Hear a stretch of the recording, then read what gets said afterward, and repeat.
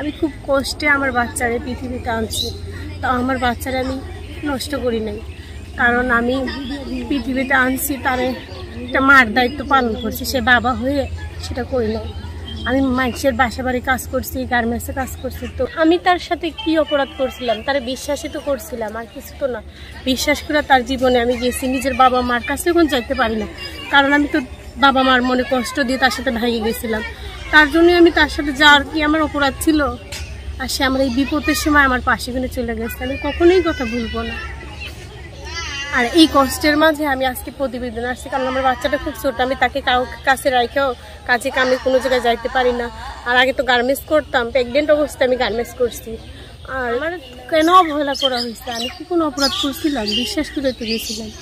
আমার যে অবহেলা করছে, আমি আল্লাহর কাছে সবসময় বলি নামাজ কালাম পড়ি, আর বাচ্চাকে নিয়ে যতটুকু পারি মা হিসাবে। আমি তো ফেলতে পারবো না, বাবা ফেলে দিচ্ছে তাতে ফেলেছে, মা তো তাকে ফেলতে পারি না। তাই আমি সারা জীবন আমার ছেলে, আমি মাও বাবাও, তাকে আমি মানুষ করতেছি। সুপ্রিয় দর্শক, আসসালামু আলাইকুম। দেশ ও প্রবাসে যে যেখানেই আছেন, আপনাদের প্রত্যেককে শুভেচ্ছা জানাচ্ছি। আজকের নতুন একটি প্রতিবেদনে দেখতেই পাচ্ছেন আমার সামনে একটি আপু আসছে বাচ্চা কোলে করে।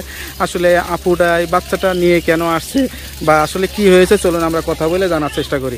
আপু আসসালামু আলাইকুম। ওয়ালাইকুম সালাম। আপু আপনার নাম কি? আমার নাম রীতা। রীতা আপু, বাচ্চাটা কার? বাচ্চা আমার। বাচ্চার বাবা কি হয়েছে?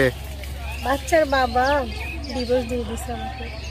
হ্যাঁ, কিভাবে বিয়ে হয়েছিল? কিভাবে আপনাদের বিয়ে হয়েছিল? তার সাথে আমি ভালোবাসা করে বিয়ে করছিলাম, তারে বিশ্বাস করে আমি তার সাথে আমার নিজের বাবা মা ফ্যামিলি সবাইকে ছেড়ে তার সাথে আমি চলে গেছি।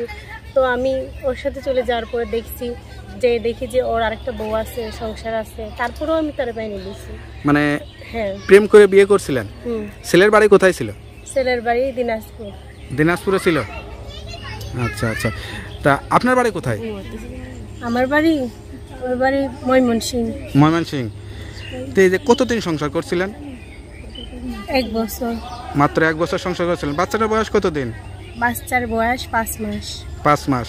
তা বাচ্চার কোনো খরচ টরচ দেয়? বাচ্চার খরচ দিবে কি?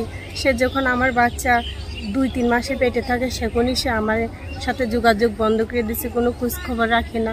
আমি খুব কষ্টে আমার বাচ্চারে পৃথিবীতে আনছি। তো আমার বাচ্চারা আমি নষ্ট করি নাই, কারণ আমি পৃথিবীতে আনছি, তার একটা মার দায়িত্ব পালন করছি। সে বাবা হয়ে সেটা করি নাই। আমি মানুষের বাসা বাড়ি কাজ করছি, গার্মেন্টসে কাজ করছি, তবুও আমার বাচ্চাকে আমি পৃথিবীতে আনছি। আর সে আমার কোনো খোঁজখবরই রাখে নাই। আর সে এটা করা তার উচিত হয়নি। সে আমারে অনেক কষ্ট দিচ্ছে, আর বাচ্চাকে অনেক কষ্ট দিচ্ছে। সে কি চেয়েছিল যে বাচ্চাটা যাতে পৃথিবীতে না আসুক? না, সে জানার পরেও সে আমার সাথে কোনো খোঁজখবর রাখে নাই, সে কোনো কথা বলতো না। আর সে আমার সাথে হঠাৎ করে আমার সাথে যোগাযোগ সব বন্ধ করে দিয়েছে। আমি জানি না কি দোষ করছিলাম আমি। তারপর আমি অনেক তারে খুঁজছি, কিন্তু সে তবুও আমার সাথে কোনো যোগাযোগ রাখে নাই। আমি খালি এই কথাটাই তাকে বলতে চাই যে আমি তার সাথে কি অপরাধ করছিলাম? তারে বিশ্বাসই তো করছিলাম, আর কিছু তো না। বিশ্বাস করে তার জীবনে আমি গেছি, নিজের বাবা মার কাছে এখন যাইতে পারি না, কারণ আমি তো বাবা মার মনে কষ্ট দিয়ে তার সাথে ভেঙে গেছিলাম। তার জন্যই আমি তার সাথে যাওয়ার কি আমার অপরাধ ছিল? আর সে আমার এই বিপদের সময় আমার পাশে কিনে চলে গেছে, আমি কখনোই কথা ভুলবো না। আর এই কষ্টের মাঝে আমি আজকে প্রতিবেদন আসছি, কারণ আমার বাচ্চাটা খুব ছোট। আমি তাকে কাছে রাখেও কাজে কামে কোনো জায়গায় যাইতে পারি না। আর আগে তো গার্মেন্টস করতাম, প্রেগনেন্ট অবস্থায় আমি গার্মেন্টস করছি। আর কি বলবো এই কষ্টের কথা। এখন বাচ্চাটাকে পৃথিবীতে আনার পর আমি বাসা বাড়ি কাজ করছি। এখন বাচ্চাটা অনেক ছোট, এদের থেকে তো কাজও করা যায় না। তার জন্য আমি কষ্টে পড়ে আজকে আসছি। আর জানি না সে কেমন আছে, ভালো আছে, আমি দোয়া করি সে ভালোই থাকুক। কিন্তু আমি তার উদ্দেশ্যে একটা কথা বলবো যে কখনো কোনো মেয়ের মনে কোনোদিনও কষ্ট দিবে না, কারণ আমার মতো মেয়ের কষ্ট দিছো তোমার সংসার ছিল, আমি তো তবুও মাইনে দিছিলাম। আমার কেন অবহেলা করা হয়েছে? আমি কি কোনো অপরাধ করছিলাম? বিশ্বাস করে তো গেছিলাম। আমার যে অবহেলা করছে, আমি আল্লাহর কাছে সবসময় বলি নামাজ কালাম পড়ি, আর বাচ্চাকে নিয়ে যতটুকু পারি মা হিসাবে। আমি তো ফেলতে পারবো না, বাবা ফেলে দিচ্ছে তাতে ফেলেছে, মা তো তাকে ফেলতে পারি না। তাই আমি সারা জীবন আমার ছেলে, আমি মাও বাবাও, তাকে আমি মানুষ করতেছি। সেটাই। এখন ধরেন বাবার পরিচয় লাগে, ছেলের মা পরিচয় লাগে। এখন ভবিষ্যতে আপনি কি চিন্তা ভাবনা করতেছেন? বাচ্চাটাকে নিয়ে তো আপনার যেহেতু অল্প বয়স, এভাবে তো দিন কাটবে না। মানে আপনার তো একটা সঙ্গী লাগবে। বাচ্চা যখন বড় হবে তখন কি নতুন করে কোনো চিন্তা ভাবনা করবেন কিনা বিয়ে শাদী করার? না, এখন আমি চিন্তা ভাবনা করতেছি যে বিয়ে শাদী তো হবেই, মেয়েদের জীবন তার এইভাবে হবে না। আর আমার বাচ্চাটাকে আমি একলা তো কখনোই পালা যাবে না, তারপর আমি যতটুকু পারছি করছি। আর আমার বাচ্চাটাকে নিয়ে এখন যদি আমার পাশে এই কষ্ট দেখে আমি যৌতুক মৌতুক কিছু দিতে পারবো না, বলে টাকা লেখতেন দো, এটা দো সেটা, তো আমার সমর্থ নেই এত কিছু ভাই।